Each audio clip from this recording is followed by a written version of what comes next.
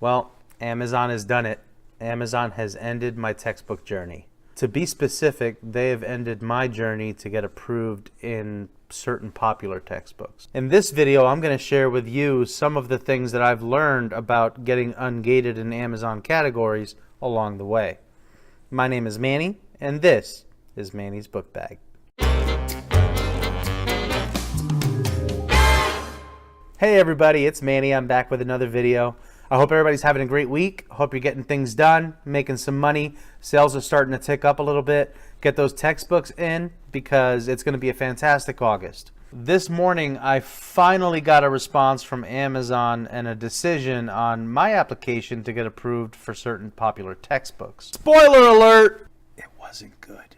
But in a way, it was great because I was able to get a couple of insights as far as moving forward, how to deal with Amazon, and some of the information that I learned I think could be valuable to you. First of all, let's talk about this timeline because Amazon definitely dragged their feet. And in a lot of ways, I don't think they were expecting very many people to apply because I don't think they actually expect many of us to have actual credible invoices. So for me, the date was June the 20th. I actually got my letter on June the 20th letting me know about the possible gating. And by June 23rd, they had my first 3 invoices. Everything that I needed to submit to Amazon was submitted. I could see in the system that I did send it. So I thought I was good to go on that. When we got to about the middle of July, I began to get really nervous about my application status because a lot of people were posting on Facebook that they had submitted invoices, never heard back from Amazon, and instead they received letters from Amazon indicating that they were now gated in textbooks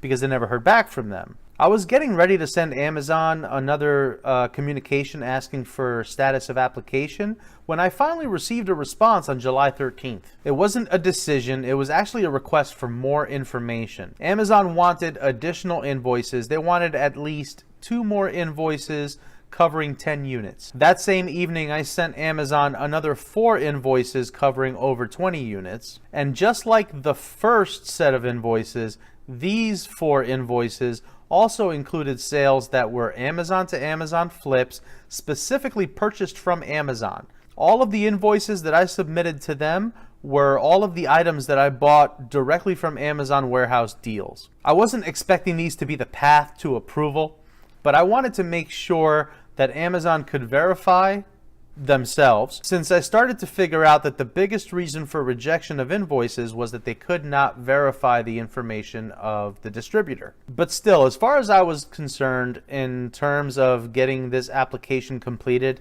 any response was a good response. It actually gave me hope.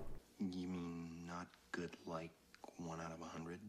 I'd say more like 1 out of 1,000,000. So you're telling me there's a chance?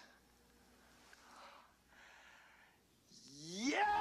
That was July the 13th. Let's fast forward to July the 23rd. I received another notification from Amazon, but this one was much more brief. This one basically just said, hang tight, we're still reviewing your account. So I'm hanging in there. I'm still monitoring Facebook to see what the chatter is, what's going on out there, how people are affected by the restriction. And I'm beginning to get hopeful that it's not that big of an impact. So the next day, July the 24th, I finally get a letter from Amazon indicating that I was not approved. Now, Amazon could have simply just said they couldn't approve the application and, thanks for applying. Does Amazon do that? No. Instead, they throw some language into this letter indicating that I'm not allowed to sell textbooks. Now, a couple of years ago, before I really began to understand the way that Amazon communicates and the fact that they're just not wordsmiths out there, I would have been super nervous reading that, thinking that perhaps my application request turned into something really detrimental to my account. I was suspicious about this wording, so I started researching some ASINs that I currently have in stock at the warehouse, only to find that I'm not gated in textbooks. I'm actually just gated in new and like new textbooks. So if any of you out there are still waiting for your letters confirming or denying your ability to sell textbook, please be aware that you could receive a letter with that language in it, and it doesn't mean that you're banned from selling textbooks at all.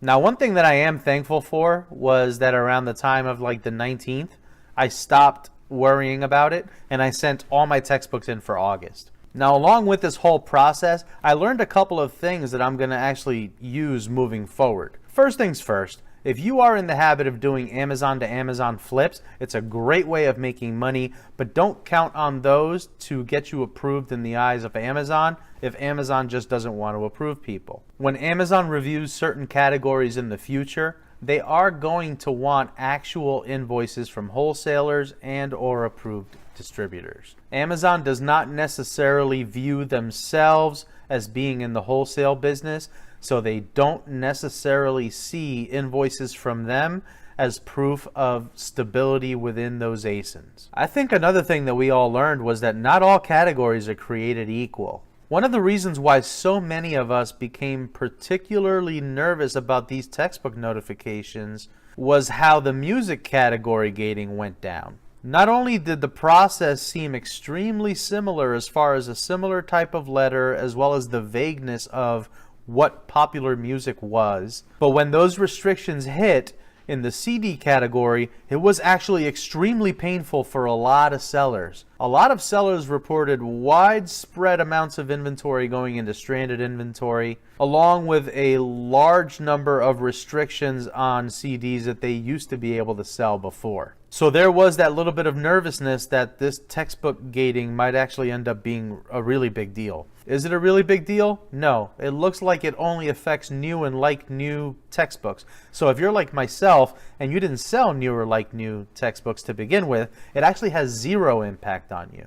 And honestly speaking, I've never been so happy to get denied on a category. It really could have been so much worse. I mean, when I got that rejection letter and then I started looking and seeing that I could still sell all of my textbooks, I felt like dropping some cardboard on the floor and breakdancing. And when I say breakdancing, I mean it. My worm is next level. So that was an important point. Not all categories are going to get treated equally by Amazon. The next thing that I learned was that a category gating, like I said earlier, could actually mean little to nothing depending on how you sell those items. I am sure that anyone that got rejected in their application for textbooks is probably having a much harder time if they dealt in a lot of new and like new textbooks. I wouldn't imagine that that could seem fun, but the writing has to be on the wall for us. If you're not already in the practice, I'm personally treating all of my books this way. I don't sell any new books whatsoever. I don't sell any like new books whatsoever at this point. I only have a handful of books that are like new to begin with, and I tend to be much more conservative with my gradings. So a decision on the part of Amazon like this is just not going to affect me very much. We just have to continue to adapt and overcome. And as many of you already have, the last thing that I learned from it is that it's just not over. Amazon moves a lot. Amazon makes a lot of changes, and you have to expect that they're just not finished yet. So at this point, I'm very happy with my account. I'm very happy with the way the market has bounced back as far as prices and all of those other changes that we've dealt with this year already. I feel like I'm in a good place. It's going to be a fantastic August, but in the back of my mind, I'm asking myself, what's next? Always expect the unexpected with Amazon. But here's the question of the day. Did you even receive a textbook notification? Not all of us did. If you did you bother applying? And if you did apply, how long did it take Amazon to get back to you? Go ahead and put your comments down below so we can compare timelines. Well, that's all for today's video, folks. If you enjoyed this video, if you want to see me make more videos like it, please remember to share, like, and subscribe to support the channel. If you haven't liked this video yet, go ahead and give it a thumbs up. And if you haven't subscribed to the channel yet, go ahead and hit that book bag.